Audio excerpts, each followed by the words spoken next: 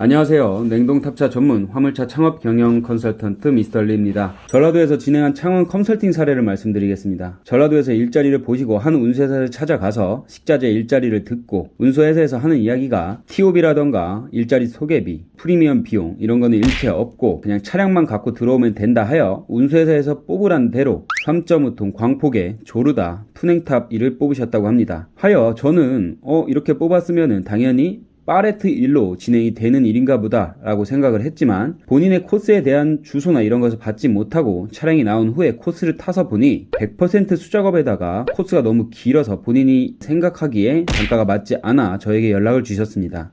전체적으로 차량을 뽑은 가격을 보니 특장에서 일반적인 가격보다 500만원 이상의 비용을 더 들여서 탑을 꾸리셨고 특장을 어디서 소개받았냐고 하니 운수회사에서 소개를 받아 진행하셨다고 합니다. 그리하여 영업용 넘버는 달았냐고 물어보니 아직 안 달았다고 해서 현재 알아보고 있는 곳이 임대료 500에 지입료 30만원 정도의 비용이라고 하셨습니다. 그래서 현재 지입료가 3.5톤 기준 평균 23만원 정도의 비용으로 TOB는 저렴하지만 지입료가 너무 세서 장기적으로 볼 때 손해가 너무 크다고 말씀드렸고 다른 남바로 교체를 하여 달아드리게 되었습니다.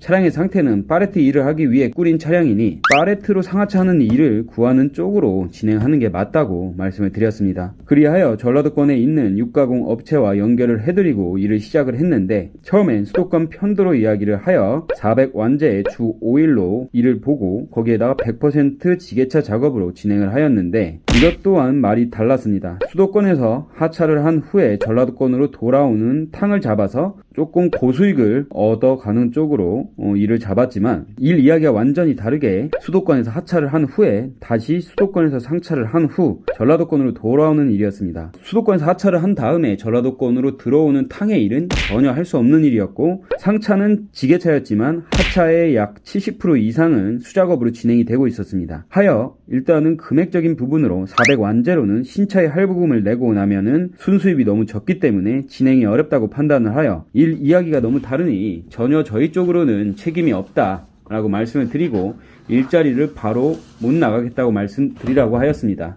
그리하여 전라도권에서 일을 구했지만 파레트 일은 없었고 편의점 공산품이나 CJ 식자재 쪽이라던가 이런 쪽의 일밖에 없었습니다. 차량의 스펙이 너무 좋아서 용차 쪽으로 더 편하게 돈을 많이 벌 수 있는 길을 추천을 드렸으나 다행히 수도권에 연구가 있다고 하셔서 서울 쪽으로 친척집에서 거주를 하시며 수도권에서 고정적인 지입일을 하기를 희망하셨습니다. 그리하여 수도권으로 올라오셨고 올라오신 뒤 이틀 뒤에 첫 번째로 선탑한 곳은 유튜브에 얼마 전에 일자리를 설명해 놓은 신차로 일할 수 있는 40탕 기준 매출 1140만원의 일자리를 들어가기로 하셨고 일에 대한 선탑을 진행을 하였습니다. 하지만 좀 힘은 들더라도 이분은 신차고 신차에 활용을 할 수가 있고 투잡을 하지 않고 한 가지 일로 진행을 할 수 있으니 자기는 힘이 들어도 이쪽에 40탕 기준에 1140만원 일자리 들어가고자 하셨지만 선탑을 해본 결과 골목이 너무 좁아 광폭의 차량으로 일을 하기에는 맞지 않다고 판단하여 파레트 짐으로 일할 수 있는 일을 알아보아서 경기도 시흥에 있는 공산품 업체 근무 시간은 아침 6시부터 오후 1시까지 420의 완제로 1호의 휴무일로 하루에 2회전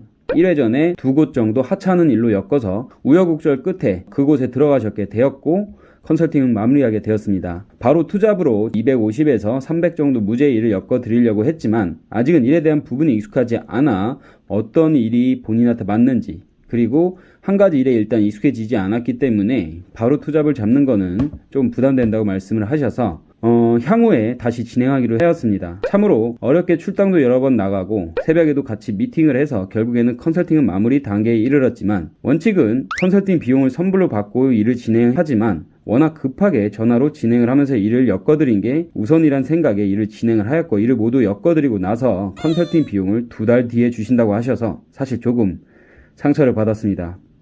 저 역시도 돈을 받고 진행하는 것이라 돈을 내시는 분들이 부담이 되시는 것은 사실이지만 저 역시도 돈을 받지 않고 일을 진행할 시에 여러 가지 문제점을 겪고 있어서 선불로 진행을 해야 된다는 생각을 다시 한번 했습니다. 그리고 손님들께서 불안하신 분들은 계약서에서 명시하여 제가 이야기하는 것과 다르거나 혹은 일을 맞춰주지 못하였을 시 환불 조항 또한 세밀하게 작성해 놓았고 원하시는 계약 내용 또한 추가해 드리고 있습니다. 화물차에 대한 불신이 많이 깔려 있는 건 저 역시도 너무나도 잘 알고 있지만 무엇인가를 결정을 하고 진행하기 위해선 본인의 선택을 믿고 진행을 맡겨주시면 조금 더 순조롭게 컨설팅이 진행될 수 있을 거라 생각됩니다. 여운이 좀 길었습니다. 이상으로 줄이도록 하겠습니다. 지식으로 정신을 무장하고 장점으로 돈을 벌어라.